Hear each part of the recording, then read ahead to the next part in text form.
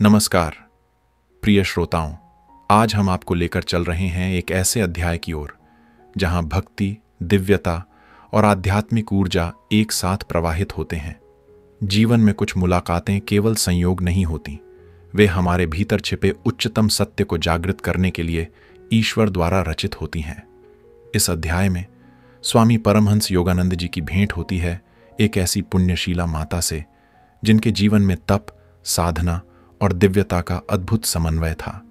क्या आपने कभी सोचा है कि एक सच्चे साधक की उपस्थिति मात्र से हमारे भीतर का अंधकार कैसे दूर हो सकता है? कैसे एक जागृत आत्मा दूसरे की आत्मा को स्पर्श कर सकती है? यह अध्याय हमें बताता है कि सच्ची साधना केवल ग्रंथों का अध्ययन या दिखावे की भक्ति नहीं, बल्कि ईश्वर के प्रति आत्मसमर्पण का गहरा अनुभव है। जब भक्त और भगवान के बीच का पर्दा हटता है, तब जीवन का हर पल एक नई रोशनी से प्रकाशित हो उठता है। तो आइए इस दिव्य अनुभव की ओर बढ़ें और जानें कि स्वामी योगानंद जी की यह भेंट कैसे उनके आध्यात्मिक जीवन की यात्रा में एक महत्वपूर्ण मोड़ बन गई। अब सुनते हैं पुण्यशीला माता से भेंट। पूज्य माता जी, मैं जब नन्हा सा था तभी आपके अवतारी पति का आशीर्वाद मुझे प्राप्त हो गया था। वे मेरे माता पिता और मेरे गुरु श्री युक्तेश्वर जी के भी गुरु थे। अतः क्या आप अपने पावन जीवन के कुछ प्रसंग सुनाकर मुझे धन्य करेंगी? मैं लाहिड़ी महाशय की धर्मपत्नी श्रीमती काशीमणि से बात कर रहा था। मैं थोड़े समय के लिए बनारस में था, अतः इस पूज्य महिला से मिलने की अपनी चिरकालीन आकांक्षा पूर्ण कर रहा था। बनारस के गरुड़ेश्वर मोहल्ले में लाहिड़ी परिवार के घर में उन्होंने अत्यंत प्रेम के साथ मेरा स्वागत किया। वृद्ध होने पर भी वे कमल की तरह खिली हुई थीं। आध्यात्मिक सुगंध उनसे निःसृत होती थी। उनका शरीर मध्यम आकार का गौरवर्ण था, गर्दन पतली और नेत्र विशाल तेजस्वी थे। तुम्हारा यहां स्वागत है बेटा, ऊपर चलें। माताजी मुझे अपने साथ एक अत्यंत छोटे कमरे में ले गईं, जहां कभी वे अपने पति के साथ रहती थीं। उस पवित्र स्थल के दर्शन कर मैं धन्य हुआ, जहां अद्वितीय गुरु ने वैवाहिक जीवन की मानवीय लीला करना स्वीकार किया था। दयामयी माता ने उनके पास ही एक छोटी सी गद्दी पर बैठने का मुझे संकेत किया। कई वर्षों बाद ही मुझे अपने पति की दैवी महानता की पहचान हो पाई। उन्होंने बताया, एक रात इसी कमरे में मुझे एक स्पष्ट स्वप्न दिखा। तेजस्वी देवता अकल्पनीय मोहकता के साथ मेरे सिर के ऊपर हवा में तैर रहे थे। वह दृश्य इतना वास्तविक लग रहा था कि मैं तत्काल जाग उठी। बड़ी विलक्षण बात थी कि यह कमरा दीप्तिमान प्रकाश से भर गया था। पद्मासन में स्थित मेरे पतिदेव कमरे के बीचों बीच देवताओं से घिरे हवा में थे। अत्यंत विनम्रता के साथ देवता दोनों हाथ जोड़कर मेरे पति का पूजन कर रहे थे। मैं इतनी विस्मित हुई कि मुझे लगा मैं अभी भी स्वप्न में ही हूं। तभी लाहिड़ी महाशय ने कहा, नारी, तुम सपना नहीं देख रही हो। अपनी निद्रा हमेशा हमेशा के लिए त्याग दो। जब वे धीरे धीरे जमीन पर उतर आए तो मैंने उनके चरणों में साष्टांग प्रणाम किया। मैंने कहा, मेरे गुरुदेव, आपके चरणों में मैं बारंबार प्रणाम करती हूं।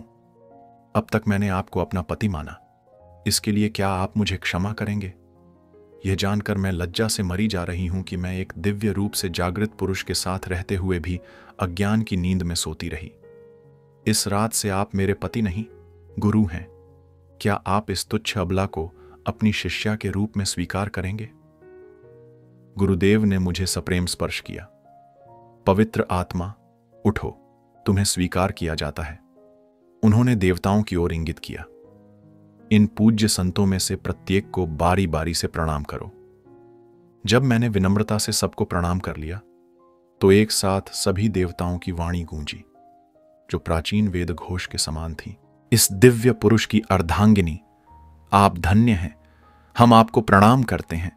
उन्होंने मेरे चरणों में प्रणाम किया और आश्चर्य, उनके दिव्य शरीर अदृश्य हो गए। कमरे में अंधेरा छा गया। मेरे गुरुदेव ने मुझसे क्रिया योग दीक्षा लेने के लिए कहा। बेशक, मैंने कहा, मुझे खेद है कि इससे पहले ही मैंने इस सौभाग्य को क्यों नहीं प्राप्त किया। तुम्हारा समय नहीं आया था। लाहिड़ी महाशय ने मुस्कुराते हुए मुझे सांत्वना दी। तुम्हारे बहुत से कर्मों को नष्ट करने में मैं चुपचाप तुम्हारी सहायता कर रहा था। अब तुम इच्छुक भी हो और तैयार भी। उन्होंने मेरे ललाट का स्पर्श किया। घूमते हुए प्रकाशपुंज मुझे दिखाई देने लगे। धीरे धीरे वह सारा प्रकाश जगमगाते नीले रंग के आध्यात्मिक नेत्र में परिवर्तित हो गया, जिसके चारों ओर सुनहरा गोल था और बीच में एक सफेद पंचकोणीय तारा। अपनी चेतना को उस तारे में से अनंत के साम्राज्य में ले जाओ। मेरे गुरु के स्वर में एक नवीनता थी, जो दूर से सुनाई दे रहे संगीत के समान कोमल लग रही थी। एक के बाद एक दृश्य समुद्र की फेनिल लहरों के समान मेरी आत्मा के तट से आकर टकराने लगे। अंततः चारों ओर दिखते उन दृश्यों के मंडल परमानंद के सागर में विलीन हो गए।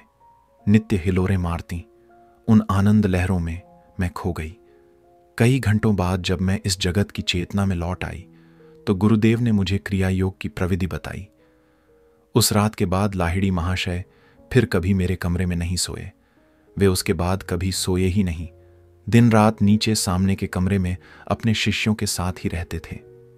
इतना बताने के बाद माता काशी मणि चुप हो गईं।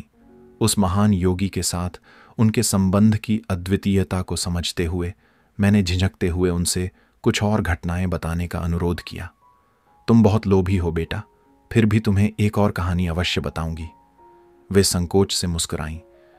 यहां मैं अपने एक पाप को स्वीकार करूंगी जो मैंने अपने गुरुपति के विरुद्ध किया था।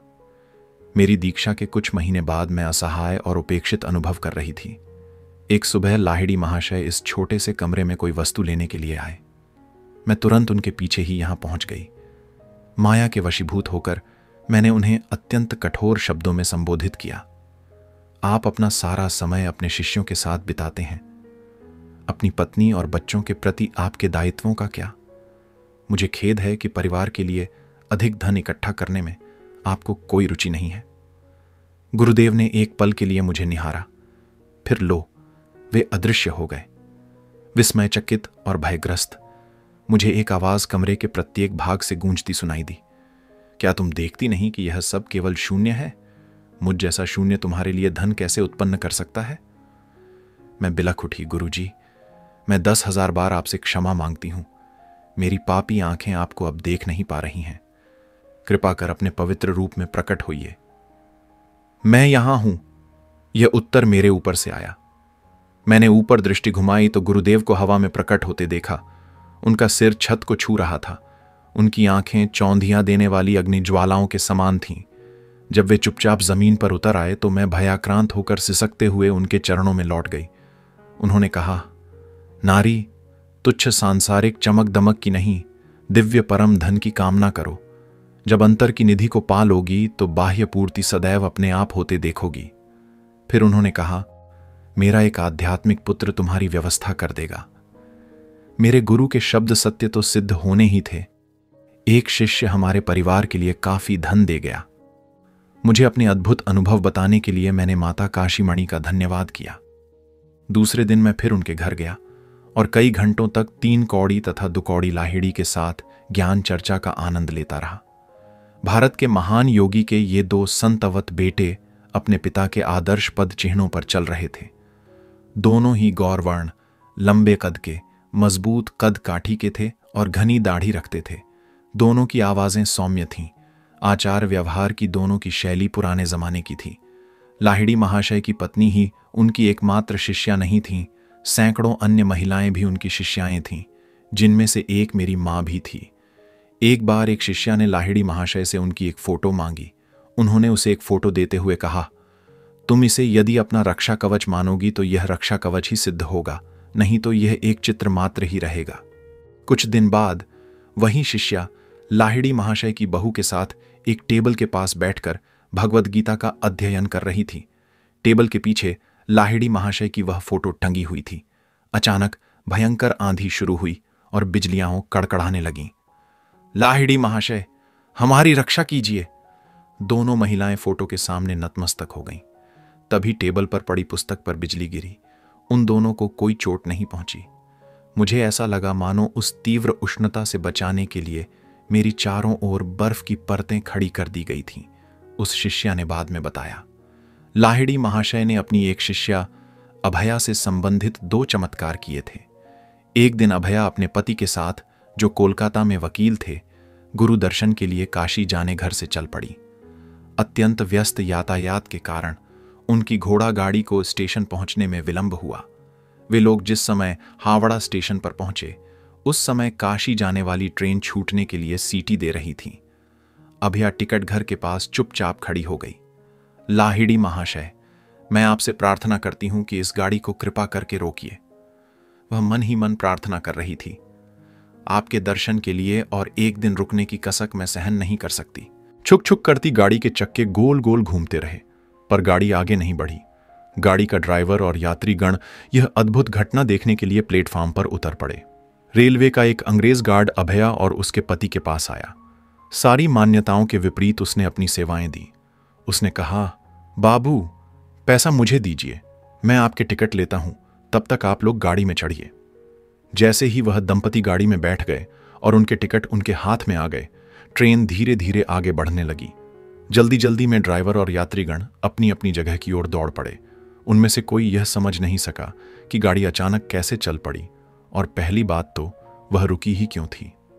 काशी में लाहिड़ी महाशय के घर पहुंचने पर अभया ने चुपचाप लाहिड़ी महाशय के आगे साष्टांग प्रणिपात किया और उनके चरण छूने का प्रयास करने लगी।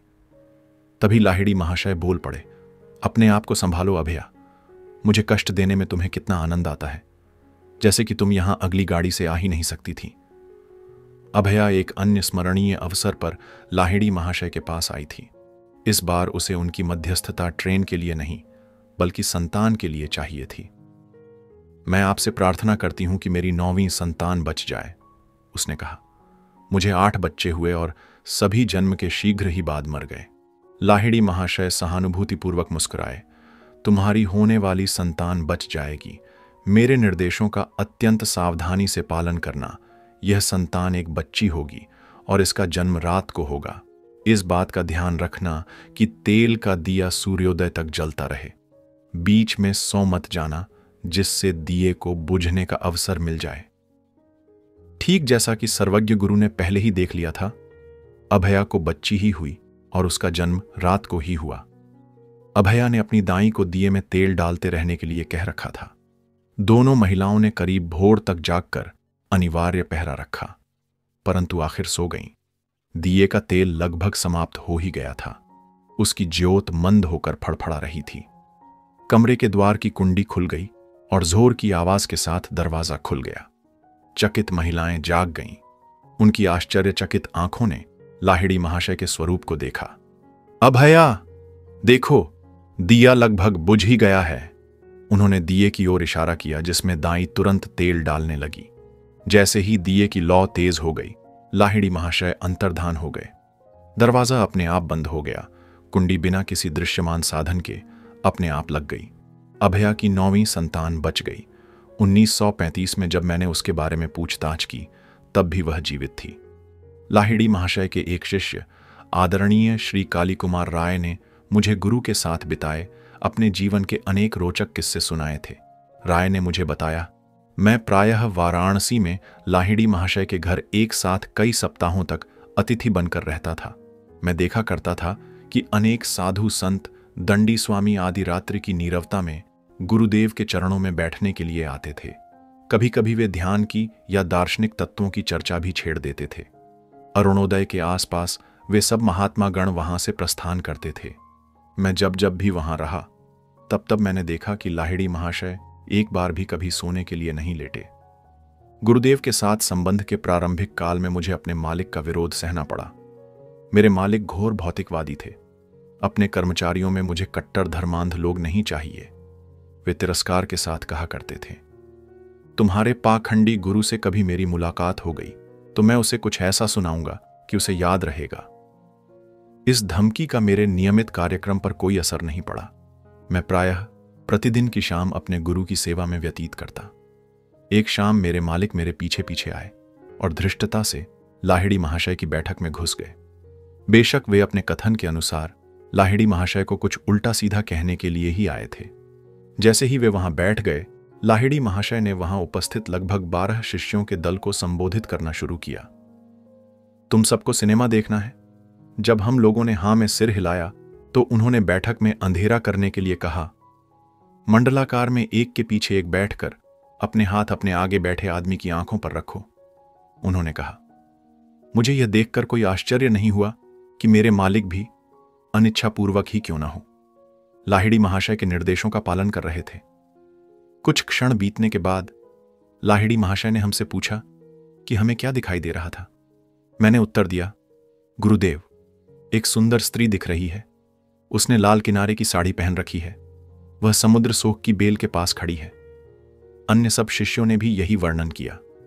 गुरुदेव मेरे मालिक की ओर मुड़े। क्या आप उस स्त्री को पहचानते हैं?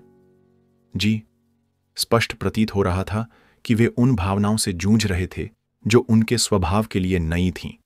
घर में साध्वी पत्नी के होते हुए भी मैं मूर्खी की तरह उस पर अपना धन लुटा रहा हूं। मैं जिस उद्देश्य से यहां आया था उसके लिए बहुत शर्मिंदा हूं। क्या आप मुझे क्षमा कर शिष्य रूप में मुझे स्वीकार करेंगे? तुम यदि 6 महीनों तक सदाचारपूर्ण जीवन व्यतीत करोगे तो मैं तुम्हें स्वीकार कर लूंगा।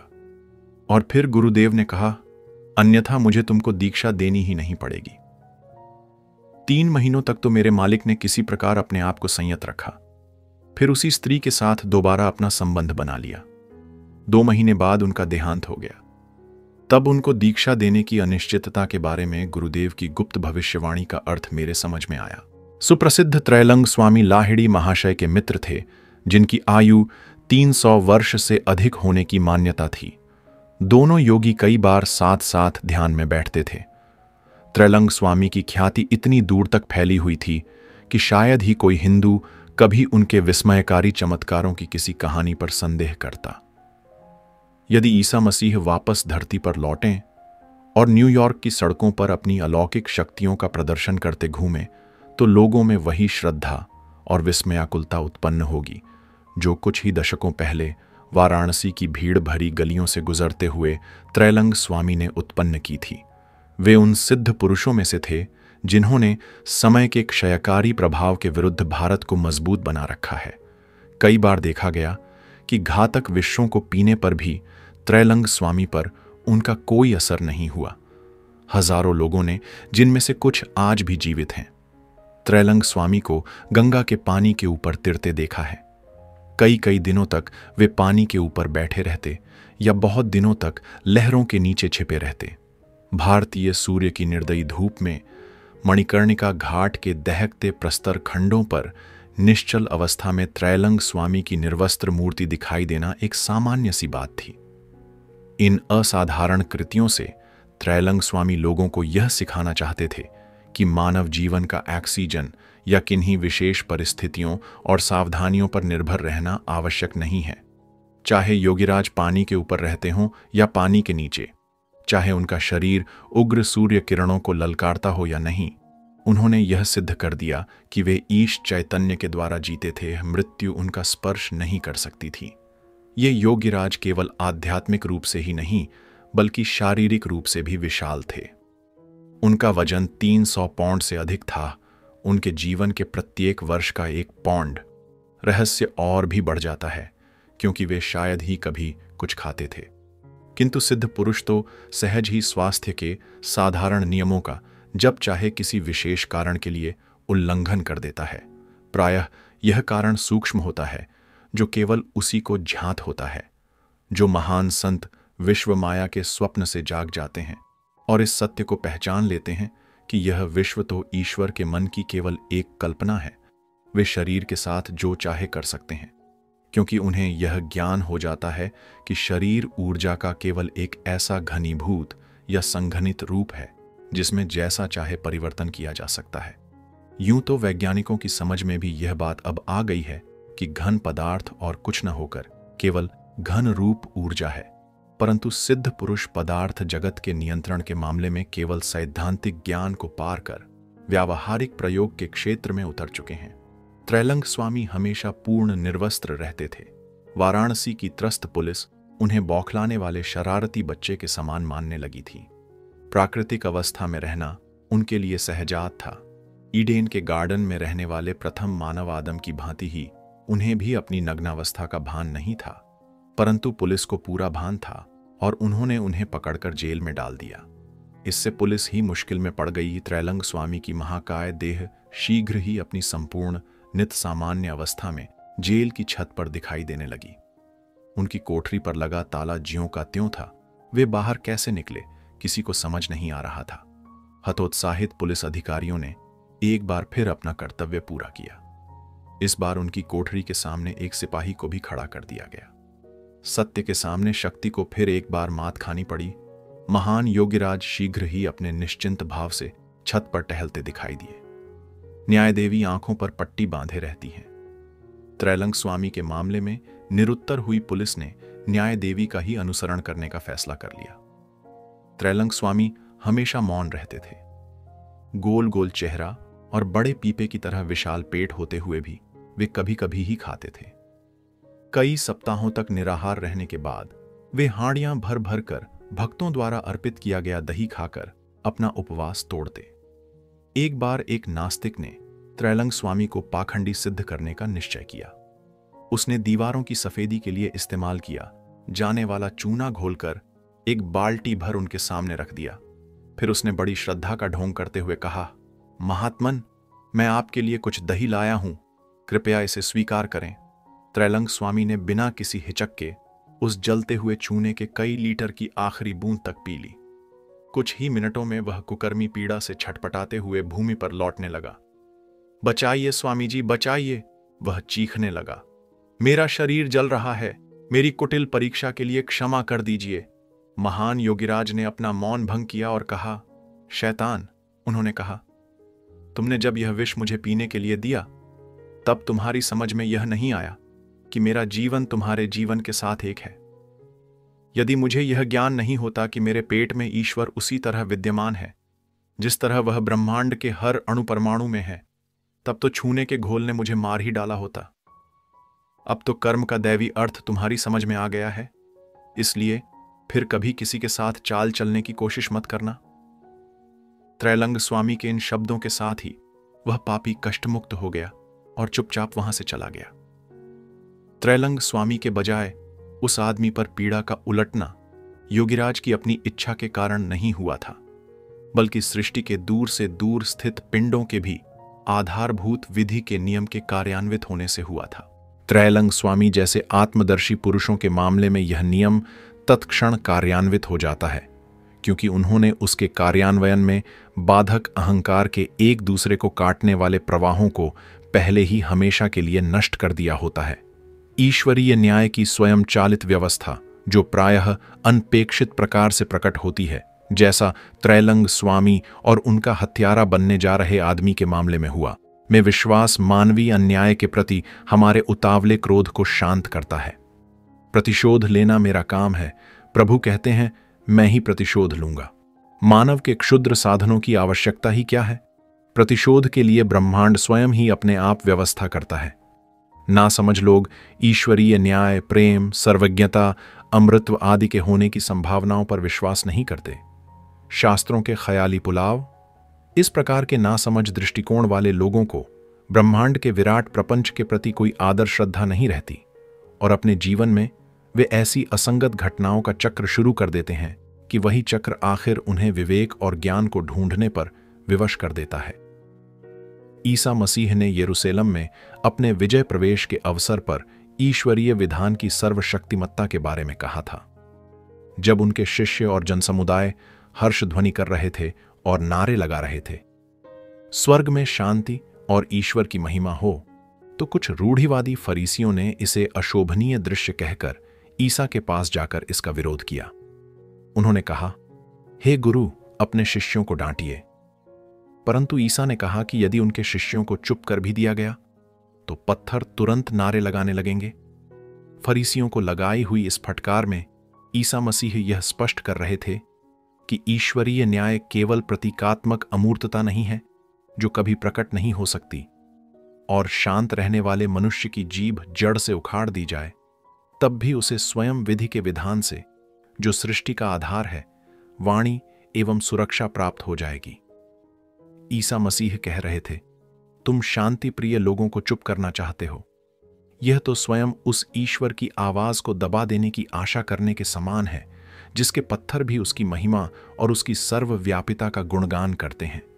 क्या तुम लोग यह मांग करोगे कि मनुष्य मिलकर स्वर्ग की शांति के आदर में उत्सव न मनाएं, क्या तुम लोग उन्हें केवल पृथ्वी पर युद्ध के समय ही एकत्रित होकर अपनी एकता व्यक्त करने का उपदेश दोगे? यदि ऐसा है तो हे उपदेशकों, विश्व के आधार को उखाड़ फेंकने की अपनी तैयारी कर लो, क्योंकि सदाचारी मनुष्य ही नहीं बल्कि पत्थर या पृथ्वी और जल और अग्नि और वायु भी सृष्टि में दिव्य सामंजस्य का प्रमाण देने के लिए तुम्हारे विरुद्ध उठ खड़े होंगे। अवतारी पुरुष त्रैलंग स्वामी की एक बार मेरे एक मामा पर भी कृपा हुई थी। एक दिन प्रातःकाल मामा ने त्रैलंग स्वामी को बनारस के एक घाट पर भक्तों की भीड़ के बीच बैठे देखा। मामा किसी प्रकार भीड़ में से रास्ता बनाकर त्रैलंग स्वामी के पास पहुंच गए और उन्होंने भक्ति भाव से उनका चरण स्पर्श कर लिया। यह देखकर मामा आश्चर्यचकित रह गए कि वे उसी क्षण अपने एक व्यथाजनक जीर्ण रोग से मुक्त हो गए। त्रैलंग स्वामी के ज्ञात शिष्यों में से केवल एक महिला, शंकरी माई ज्यों, जीवित है। त्रैलंग स्वामी के एक शिष्य की पुत्री होने के कारण शंकरी माई को बचपन से ही स्वामी की शिक्षा दीक्षा प्राप्त हुई। वे 40 वर्षों तक बद्रीनाथ, केदारनाथ, अमरनाथ तथा पशुपतिनाथ के पास हिमालय की अनेक गुफाओं में रहीं। इस ब्रह्मचारिणी का जन्म 1826 में हुआ था। अब उनकी उम्र 100 साल से अधिक है, परंतु दिखने में वृद्धा नहीं लगती। उनके केश पूर्ण काले हैं, दांत चमकदार सफेद हैं और उनमें गजब की फुर्ती है। वे निर्धारित वर्षों में होने वाले कुंभ मेले जैसे धार्मिक मेलों में सम्मिलित होने के लिए कुछ कुछ वर्षों के बाद अपने एकांतवास से बाहर आती हैं। यह महिला संत प्रायः लाहिड़ी महाशय के पास आया करती थी। उन्होंने बताया कि एक दिन वे कोलकाता के निकट बैरेकपुर क्षेत्र में लाहिड़ी महाशय के साथ बैठी थीं। तब लाहिड़ी महाशय के महान गुरु बाबा जी चुपचाप उस कमरे में आए और उन्होंने उन दोनों के साथ वार्तालाप किया। वे स्मरण करती हैं, अमर गुरुदेव बाबा जी एक गीला वस्त्र पहने हुए थे, जैसे वे नदी में स्नान करके अभी अभी बाहर आए हों। उन्होंने मुझ पर कुछ आध्यात्मिक उपदेशों की कृपा भी की। एक विशिष्ट अवसर पर त्रैलंग स्वामी ने लाहिड़ी महाशय का सबके सामने सम्मान करने के लिए अपना मौन तोड़ दिया।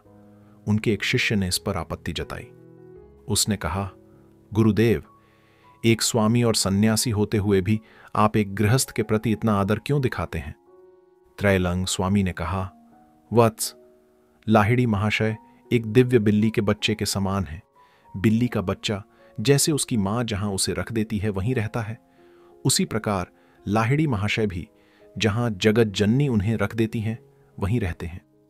कर्तव्य पालन की खातिर सांसारिक मनुष्य की भूमिका निभाते हुए भी उन्होंने वह पूर्ण आत्मज्ञान प्राप्त कर लिया है जिसे प्राप्त करने के लिए मुझे सब कुछ त्याग देना पड़ा, यहां तक कि अपनी लंगोटी भी। प्रिय श्रोताओं, आज हमने एक ऐसे अध्याय को सुना जो न केवल भक्ति और साधना का अद्भुत संगम था, बल्कि यह भी दिखाता है कि सच्ची आध्यात्मिकता केवल पुस्तकों में नहीं बल्कि जीवंत अनुभवों में बसती है।